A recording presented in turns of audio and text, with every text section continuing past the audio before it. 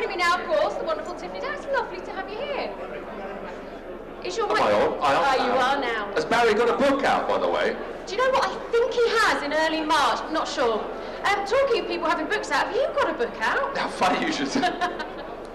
We have a Thruxton stand in Hall 2. I'll be signing my books and mugs, and you can buy tickets to Thruxton Easter Sunday at £9 to get a day's racing, watching historic races at Easter Sunday, where I will be racing my little Formula Ford that I bought back, the car that I won. Well, that takes us nicely into the start of an interview, doesn't it, Tiff? So you're a pro, where you started racing, of course, in the Formula Ford.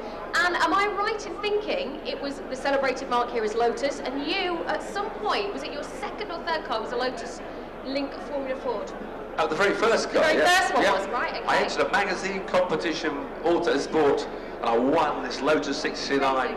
And I raced it and smashed it and crashed it for about 2.5 years and sold it to a man in Austria for a small amount of money, and I've just bought it back for an awful lot more money than I sold it for. And it's now, I've resprayed it back into the colours it was when I won that car in 1971, and it's in the hall now, over in Hall 2 on the Thruxton stand, and I'm going to be racing that very car again at Thruxton, so it's all a bit weird, really. So it's gone full circle? Gone full circle. I think I must be the first Grand Prix driver to actually race his first ever car again, so it's but that must have quite a special place in your heart, though. Well, yeah, because without that car, you know, here was a car that created a Grand Prix driver 9 years later, so you know, to win a magazine competition and then to end up actually making it, not for long onto the Grand Prix grids, but just to have made it as a Grand Prix driver was very special, so very proud moment.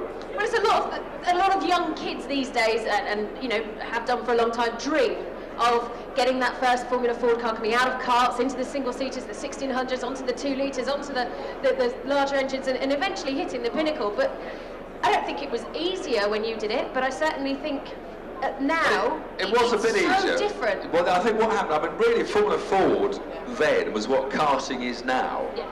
So we used to start racing when we were 17. You weren't allowed to race until you had a road licence, so you couldn't race until you were 17. And nowadays, some of them who are racing don't have road licences, even in the biggest series. But the Formula Fords, they weren't so scientific. So if your toe-in was 2 millimetres wrong, or your camber was 1/4 of a degree too little, you could still race it. You could set the car yourself. So we all had transit vans and trailers, and we used to have 60 Formula Fords turning up every weekend. We all ran our own cars, so you didn't have to pay anyone to do it. No. And you know, that we did, you know, for 5 years, and then went to Formula 3. So that was our learning ground. Whereas now they do that in karting. Well, I suppose you can almost run your own karts, but even they're very scientific, and the engines are so. It's incredible. I know, to get a trick engine, it's just, we have to uninvent science, but unfortunately you can't. Which is why I think so many of us love going back and racing older cars, like racing at Goodwood Revival Meeting, racing at Thruxton on Easter Sunday, because the older cars are still so much simpler, and it's more down to the driver's skill.